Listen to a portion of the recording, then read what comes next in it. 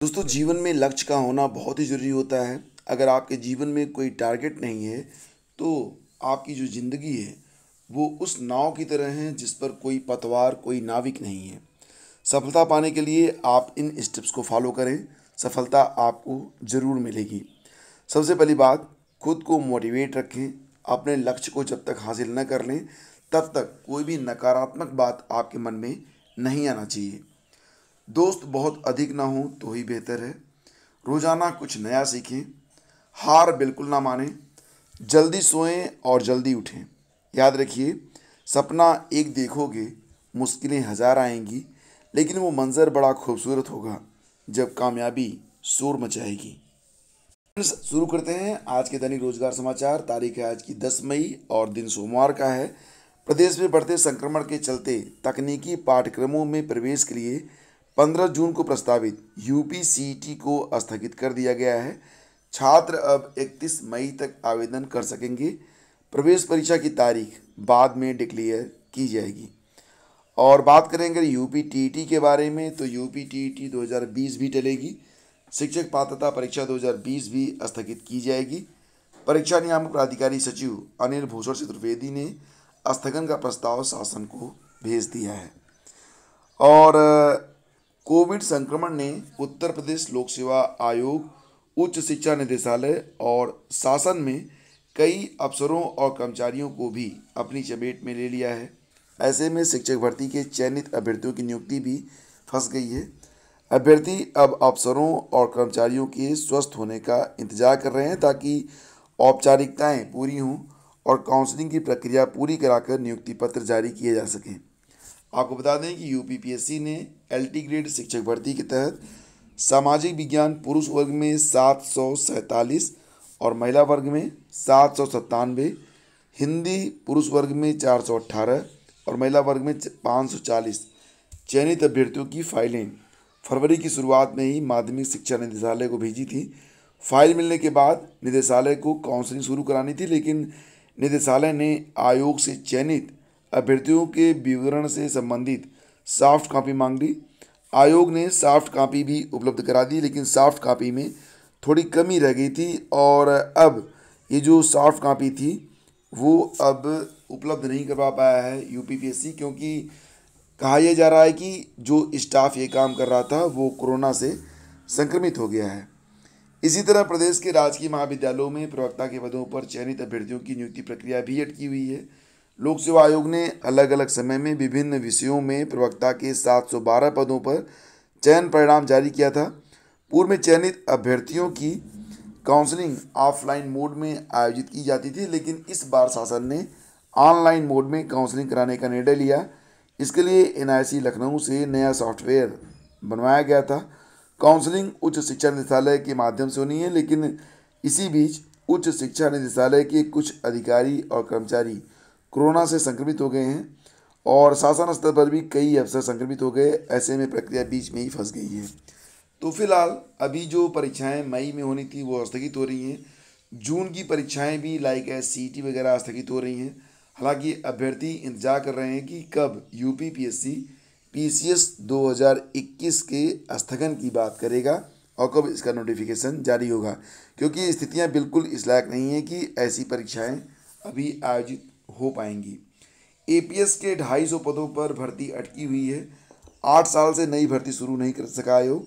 हर साल over as हो रहे अभ्यर्थी। तो अपर निजी सचिव के 250 पदों पर भर्ती अटकी हुई है, जबकि उत्तर प्रदेश लोक सेवा आयोग भर्ती के लिए इन पदों का अध्याचन जो महीनों पहले प्राप्त कर चुका है। यही नहीं, 8 साल पहले शुरू हुई एपीएस 2013 की भर्ती भी आयोग अब तक पूरी नहीं कर सका है। पुरानी भर्ती फंसी है और नई भर्ती शुरू नहीं हो सकी है, जिसका सबसे अधिक नुकसान उन अभ्यर्थियों को हो रहा है जो नई भर्ती परीक्षा में शामिल होने के लिए ओवर एज हो रहे हैं। और यूपीपीएससी ने एपीएस की नई भर्ती शुरू करने के लिए शासन को पाठ्यक्रम संशोधन का प्रस्ताव भेजा था, लेकिन अभी तक मंजूरी मिलने का इंतजार है। अभ्यर्थियों का कहना है कि प्रस्ताव भेजे महीनों बीत चुका है, लेकिन आयोग और शासन इसे गंभीरता से नहीं ले रहे। अभ्यर्थी एपीएस 2013 की अधूरी पड़ी भर्ती को लेकर भी सवाल उठा रहे हैं, जिसके तहत 176 पदों के लिए विज्ञापन जारी किया गया था। इन पदों पर भर्ती के लिए लिखित परीक्षा और शॉर्ट हैंड परीक्षा आयोजित की जा चुकी है, लेकिन नियमावली से जुड़े एक विवाद के कारण कंप्यूटर परीक्षा नहीं कराई जा सकी। एपीएस के 176 पदों पर 8 साल पुरानी भर्ती जो है वो अभी तक फिलहाल पूरी नहीं हो पा रही है। आगे बढ़ते हैं और आपको बता दें कि सामान्य वर्ग को 10% आरक्षण जो मिल रहा है ईडब्ल्यूएस कैटेगरी के अंतर्गत, तो क्या उसे भी 50% के अंतर्गत ही रखा जाएगा? एक बड़ा सवाल है। क्या 50% आरक्षण की सीमा जाति आधारित आरक्षण को प्रतिबंधित करती है, आर्थिक रूप से कमजोर लोगों के उत्थान के लिए उपाय करने से नहीं रोकती? क्या इंदिरा साहनी फैसला सरकार को आर्थिक रूप से पिछड़े लोगों के लिए संविधान संशोधन करने से रोकता है? क्या आरक्षण की 50% सीमा अनुच्छेद 15.6 पर लागू नहीं होती है? ये तमाम जो है सवाल हैं। आपको बता दें कि संविधान के अनुच्छेद 14, 15 और 16 राज्यों और केंद्र को शैक्षणिक, सामाजिक और आर्थिक रूप से पिछड़े लोगों को उत्थान के लिए उपाय करने के लिए शक्ति प्रदान करते हैं। महाराष्ट्र में मराठा समुदाय को 16% आरक्षण 50% सीमा पार करने के आधार पर रद्द करने के बाद अब ईडब्ल्यूएस यानी कि गरीब सामान्य लोगों को 10% आरक्षण देने का मामला भी केंद्र में आ गया है। आप जानते हैं कि ये जो ईडब्ल्यूएस के लिए जो आरक्षण होता है इसे 50% के अतिरिक्त रखा जाता है 10%। तो अब इस पर भी बहस शुरू हो गई है। सवाल यह है कि क्या 10% ईडब्ल्यूएस कोटा भी 50% की तय सीमा के खिलाफ जाएगा?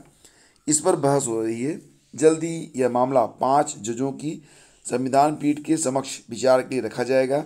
साल 2019 में सुप्रीम कोर्ट ने इसे संविधान पीठ को रेफर कर दिया था।